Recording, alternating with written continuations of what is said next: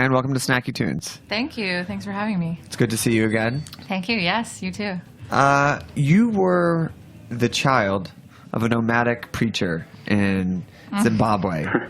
How did that affect your musical inclinations, and where do you pull influence from those experiences? Yeah, I mean, I think the fact that I had to move around so much as a small child, and so I was kind of always like having to adapt to a lot of different things, saying goodbye a lot of times to people. So I sort of became a little bit of a recluse in my own mind. And my parents were also a lot older. And this was also in South Africa, so it was like, there's just like a lot of backwards. There's a lot of backwards. Yeah.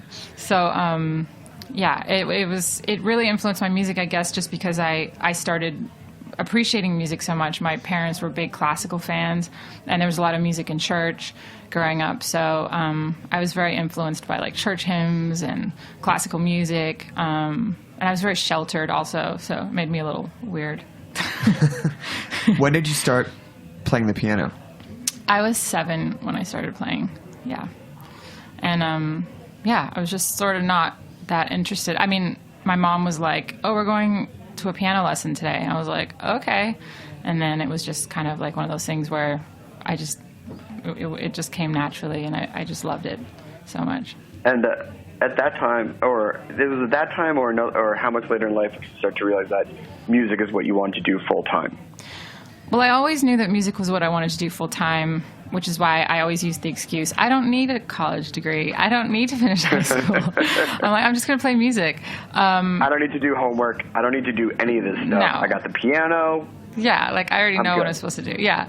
I always knew I was going to do music. I had no idea I was going to become a singer. I thought I just had like the worst voice, but I prided myself on the fact that I was a pianist, and I'm a pianist. I want people to take me seriously as a pianist. And then people were like, don't you sing? And I was like, no. And then they're like, oh, never mind. And I was like, nobody wants me if I don't sing. So then I started trying to sing, and yeah, I'm still trying to sing. Which pianists or classical composers were your people growing up? Well, like Glenn Gould and Leonard Bernstein. I mean, just like all the classical, pianists. And then when I started to get more, of course, like Debussy and Chopin and Satie and those composers, I was very influenced by as well. And and I loved like old film scores and like that kind of feel. And so a lot of contemporary composers as well. And so I was just I wanted to just kind of be like a film scorer, or just like compose like weird contemporary classical piano pieces. And then I'm like, that's kind of weird. Maybe that's really niche. Maybe that's kind of niche. Very niche. Yeah. As you evolved into this, did playing in hotel lobbies pianos help you get over the I'm not a singer to the singer that you are now? Well, it wasn't really that, but although it did really kind of make me not give as much of a... Am I allowed to say? Yeah. I'm like, is this a PG show here? Yeah. Exactly. It kind of made me like not care so much. And give as much of a shit. But it definitely made me more aware of like music and what was going on, and pop music. I started paying more attention, and but then singing, it was more just my friend one day was like, oh, I'm going to this singing class and it's really great. We like talk about our feelings and hold hands, and then we meditate, and he has a piano and you should come over and play like background music. And I was like, okay. And then I went there and I ended up writing a song for this class just as like a fun exercise. And then they were like, oh, this is really good. And then I just started doing it. What songs were introduced to you from the pop world when you started playing in the hotels? Or how far away from you from like what was going on contemporary music? Well, when I first started doing it, I've sort of always lived in my own world of like reality. Like I pay attention to certain things and not others. But when I started playing in hotels and restaurants, I was like, okay, I have to learn the standards. So I have to learn like all the classic, Cole Porter, Gershwin, whatever. And then and then I started playing that, and I was like, okay, this is really cool, but like I want to play some other songs, and I love Radiohead, and I love, all these other pop, anything that I was listening to at the time, and I was like, oh, I could just play any of these on the piano and just sort of make it sound. I just lounged everything out basically, and I was like, everything works. You can lounge anything out. You can lounge out Chopin if you want, or Beethoven. Ooh, little loungy Chopin. What is it? Little loungy Chopin. Yeah, exactly. You can pretty much, put a grace note on anything. Can we hear a song? Yes, please. Quickly before I start saying too much stupid shit. What are you going to play for us first? I'll play a song called Kings of Queens. It's actually inspired by the Mets, which I have no interest in really, but my boyfriend does. And he was talking about it very passionately, and I was like, wow, this is so like poetic and beautiful, and I turned it into a song. So yeah, I'll go ahead and play that. Kings of Queens.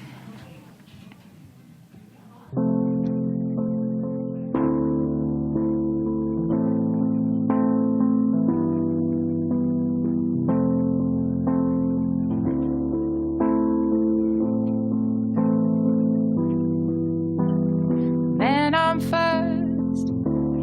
Boys in blue and orange burst. Winning now. Chances are they'll lose somehow. Get your fix like you did in '86. The bad guys won, party kids have all fun. Kings of queens with no means to rule. There will always be a crowd to fool.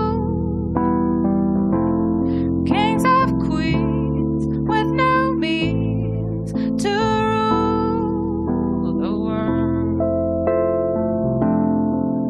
To rule the world.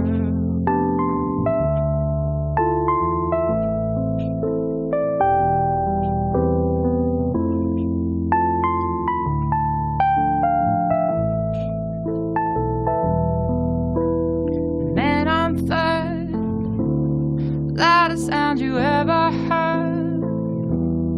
Come on, amazing.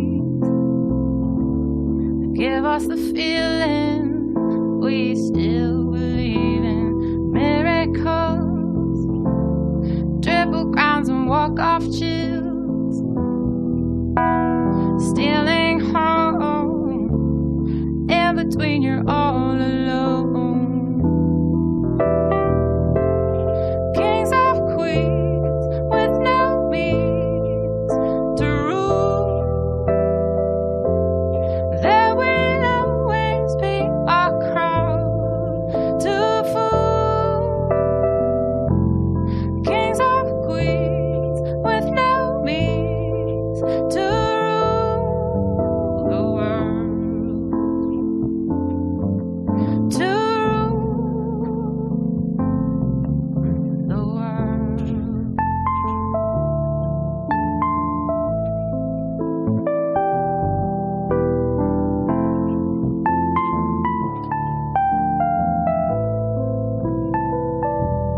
Come on, amazing. Give us the feeling. Come on, amazing. Give us the feeling we still believe in.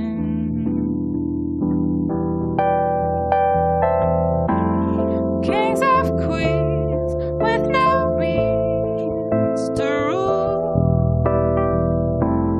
There will always be a crowd to fool. Kings of queens with no means to rule the world. To rule the world.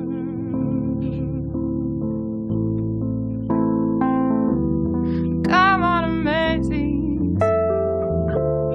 Give us the feeling.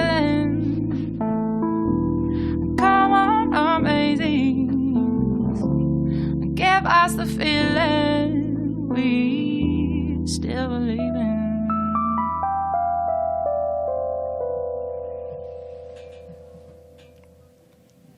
You left America in your nomadic travels to go to Berlin.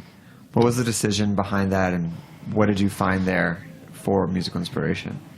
Well, I'd sort of just fallen out of love with New York. I'd been here for quite a few years. I was sick of my rent price. I was just sick. I had a dynamic with it that was like, I needed to just shift it up. So the opportunity came to go there and just live for like 10 months to a year. And so there was just like this apartment that we knew through a friend. And so we ended up just being like, yeah, let's go. And it was great. It sort of reinvigorated my idea of music, and just there's all these great studios, and there's like this amazing German gear, and everything everything works really well. Efficient. Yeah, exactly. Yeah, it was just it's a really beautiful city. I mean, we had a really nice apartment. I just stayed inside all day long and just wrote songs, and just the feeling there, it has a real creative community, and it just kind of took me out of like the pressure and everything of New York, and sort of brought me back to like this really quiet place where I sort of just figured out what I wanted to do next. Most people know Berlin for its late night techno and dance music and 72-hour clubs. What is the more piano focused singer-songwriter scene like there, and how is that? I mean, I don't hang out. I was at the Berghain like every night, like jamming on the dance floor. No, I'm kidding. I wasn't. I don't really know. I was pretty reclusive. I didn't really check out like what was going on, and like I don't even know what's going on in any singer-songwriter scene anywhere really. So yeah, I didn't listen to a ton of music or go see a ton of music. There's a lot of things that the city had to offer that I didn't really make the most use of, but for me it was more just about being there, being in that space and that environment. I met great musicians.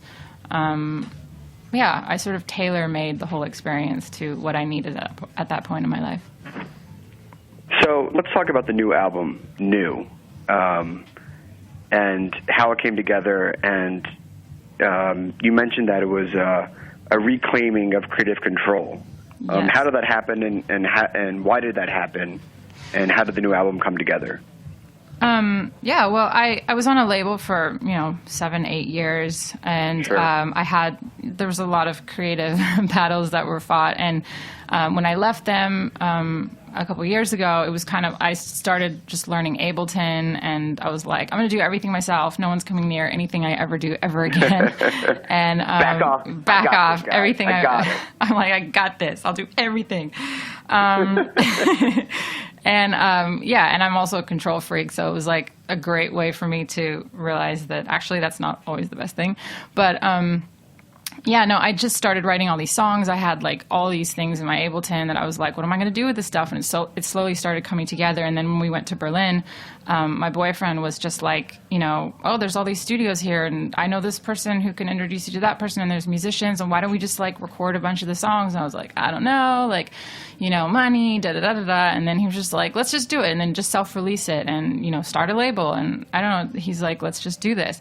And so I was like, okay, let's do it. And so it was just kind of those things, like, it was so simple. I just made this decision, like, yeah, you're going to do this. You're going to record it, and you're going to put it up on Bandcamp, and you're not going to make a big deal about it, and you're just going to sell it to your fans. And so awesome. Yeah, and so it was just incredible. I mean, I came from the mastering studio, and within like an hour they were uploaded onto Bandcamp, and it was released, and people were buying it, and like the money was going into my PayPal account, and I'm like, this has never happened in like my entire career. God I've never seen a bless dime. The internet, right? I know, and it was just like, it's incredible because artists are so powerful, and we have such tools now, with being able to have this direct line of contact to our fan base and have the support. There's all these things that we can do, and we don't actually need, this whole machine necessarily around us that in the way that maybe in the past it was much more enticing. So it definitely made me feel powerful and just like, yeah, I can do what I want. And, when you put on the business hat, which is hard to do sometimes, right. You realize you have a lot of power. What are some of the things that you still feel that you need to learn as now having your own label, or things that are still not totally there that you had from the support of being on a label before?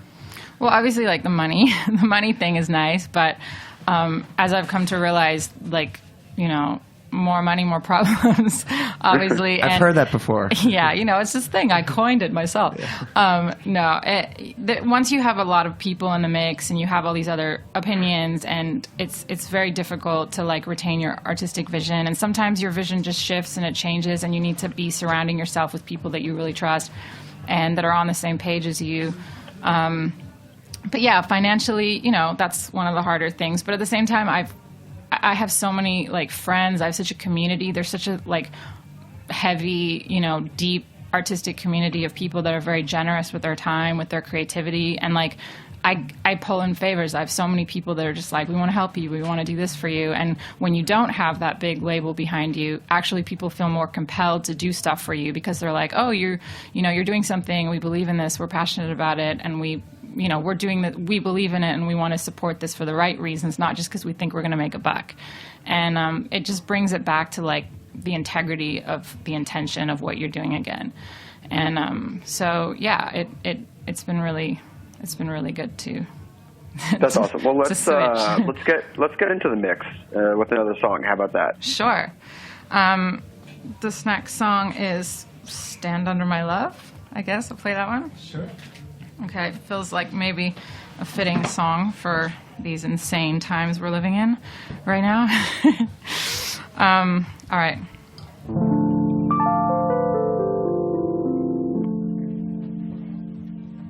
Somebody on the left, somebody on the right. Somebody in the dark, somebody in the light. Harder than stone, make you feel so all alone. The drugs don't work, there's too much hurt. Gotta find another road. I gotta bear the heavy load. Somehow, big sky come crashing down. There has to be a place for us in this world, with a little shelter from up above, little eyes at every turn. I wanna be the face you trust in this world. When you need a little shelter, stand under my love.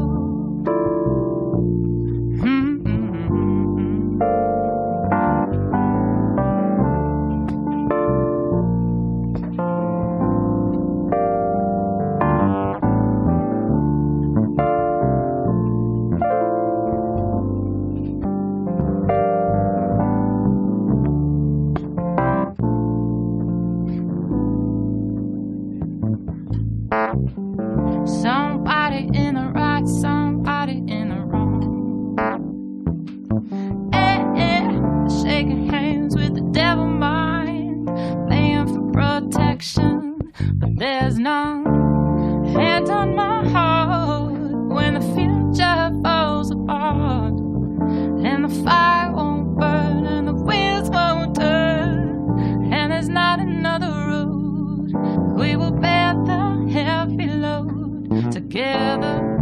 Big sky come crashing down. There has to be a place for us in this world, with a little shelter from up above, little eyes at every turn.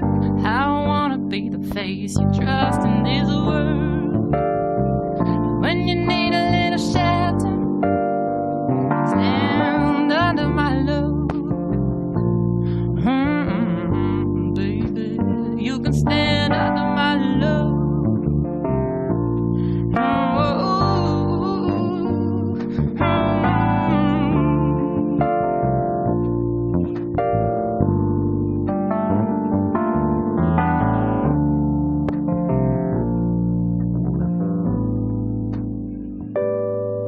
Well, the story is in stone, and the future may be known.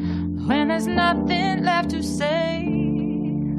I'll cover you, babe. Together we'll last for another day. Big sky come crashing down. There has to be a place for us in this world, with a little shelter from up above, little eyes at every turn. I wanna be the face you trust in this world. When you need a little shelter, I stand under my love. Oh, stand under my love. Ooh, you can stand under my love. Oh, baby.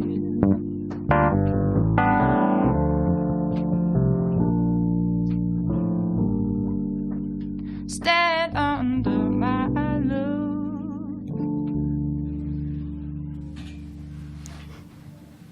Let's talk about the real reason why you're here. Cream of the crib. Oh, God. Oh, yes. Peasant dishes made with royal ingredients. Your food Instagram profile. Oh, yes, which I haven't updated in a minute. Well, here's a good reason This is to. actually an intervention from your team to bring you back into the food world. Yeah. It's a beautiful site. Oh, thanks. Did you make all the food yourself? Yeah, duh.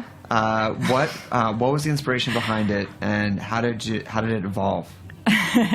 Well, first of all, I love food. I love to eat. I love good ingredients. I love high quality ingredients. I'm not I don't know how to cook really at all, but I just like to put certain things together. I used to live across the street from Marlowe and Sons in Williamsburg, and also from their place Marlowe and Daughters, which has really beautiful produce and stuff. And so I was always in there, and they had all these great dishes, and I was like, oh, that's an interesting way to do eggs, and that's an interesting concoction, and oh yeah, I should try that. And then I ended up just sort of trying things out, and then I'm like, that's so pretty, I should photograph it. And then I'm like, where do I put this? It's I can't put it on my Instagram because that's lame. And I'm like, I'm just going to start a food Instagram, and nobody's even going to pay attention, but it's going to look pretty when I scroll through, and I want to remember my recipes. It's really pretty. You have a great roasted chicken. It's really pretty. It's beautifully shot. Thank you. Is that also shot by yourself? Well, yeah. I mean, I have an art director, and we've discussed it at length. But yeah, no, it's some iPhone simple side. The plate's sort of at a slight angle, and yeah. Nice natural light. So you have a show coming up this Wednesday at Babies? It's actually Tuesday. Tuesday at Babies. Yeah. Who are you playing with? I have a really great band. It's like a full-on band. I have a little string section. I have Stuart Matthewman, the sax player of the Sade band. He's playing with me. Aaliyah is playing with me.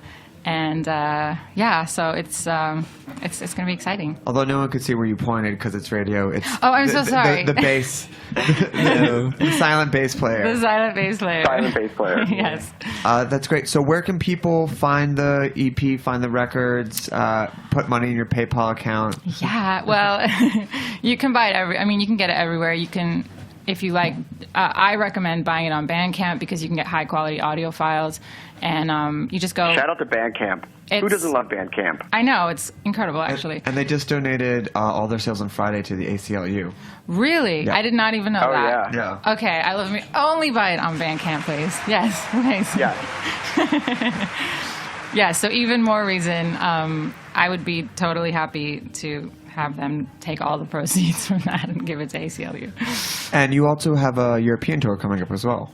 Yeah, I'm leaving February. I'm going to go play some shows, and I'm playing in Berlin and Paris and London, and then going back again in May. I'm working on a full-length album now with Aaliyah. He's my producer on it, and so it's exciting. We're excited to play shows and get back out there. Last question. Yeah. What advice will you give to people who want to take back more and more control of their musical projects? And what are some of the hardest things that you faced along the way that you got through and that you would just give some advice to newcomers? Yeah, just figure out a way to get the money. Like, never don't do something because of money. I feel like there's always a way to get like a little chunk of change or pull in a favor, and you make the money back, and just keep doing it. Keep informing your fans. Just believe that like there's people out there that actually care, and don't get swept up in the whole thing that if you don't have all this team of people around you paying you tons of attention and showering you with praise, that's the only type of scenario that's going to get you into the public eye or whatever. I don't know. I don't really know what advice. I'd have to think about it a little. No, that was good advice. That was perfect. But just basically do it. Just do it. You'll figure it all out. Everything will happen for you. I mean, the other little side note is that I like engineered and I produced and I mixed a lot of noose, which was totally intimidating. But just like power through it, and then you learn, and then you keep getting better and better. And everybody starts at a certain point. Everybody's an amateur at some point. So I like to say that Juno Child at one point didn't know how to make eggs. Really? Yeah. Awesome. Yeah. And then she watched the Jacques Pepin YouTube tutorial. Yeah, exactly. That's exactly how it happened. Alternative cooking facts.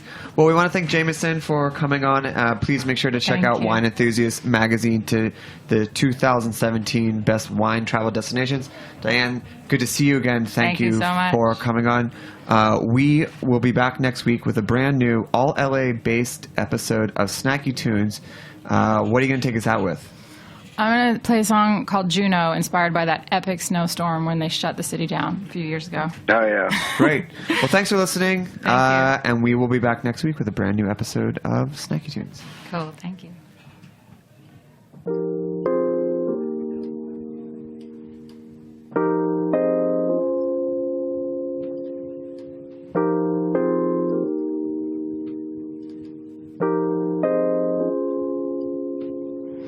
Governor said stay home, saving the arms of the lover. We barely come back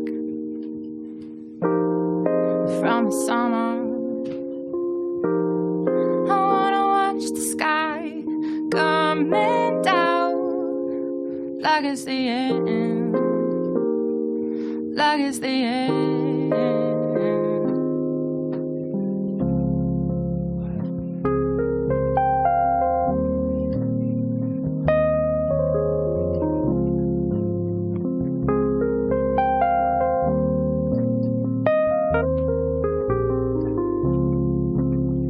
Juno, it's over now. We're still standing up somehow. What's with all the fuss? What's with all the fuss? You're not so dangerous, dangerous after all.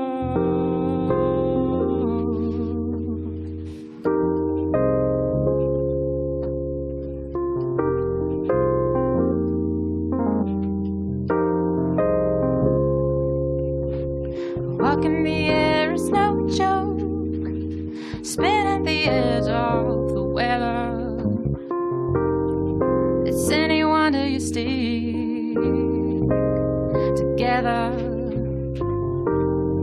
And I hold up the sky coming down until the end, until the end.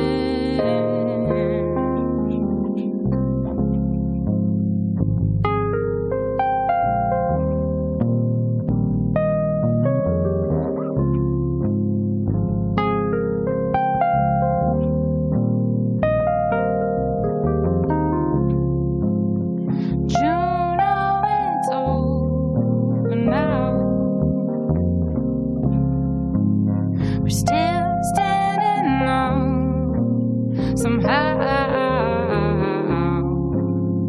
What's with all the fuss? What's with all the fuss? You're not so dangerous, dangerous after all.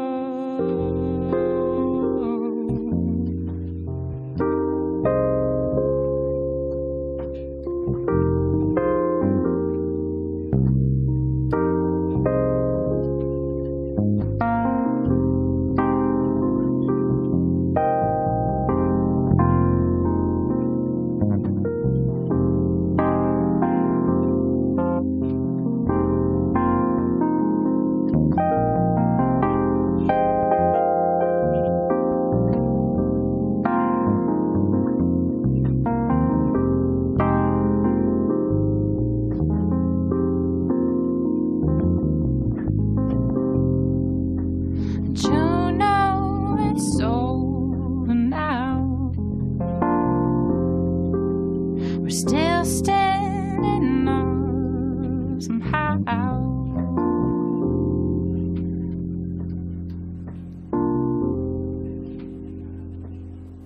Somehow.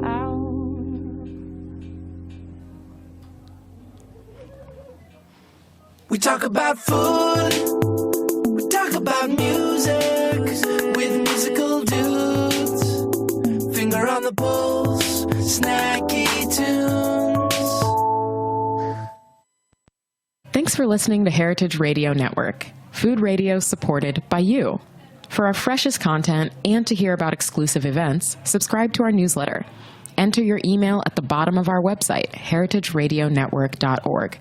Connect with us on Facebook, Instagram, and Twitter at heritage_radio. Heritage Radio Network is a nonprofit organization driving conversations to make the world a better, fairer, more delicious place. And we couldn't do it without support from listeners like you. Want to be a part of the food world's most innovative community? Rate the shows you like, tell your friends, and please join our community by becoming a member. Just click on the beating heart at the top right of our homepage. Thanks for listening.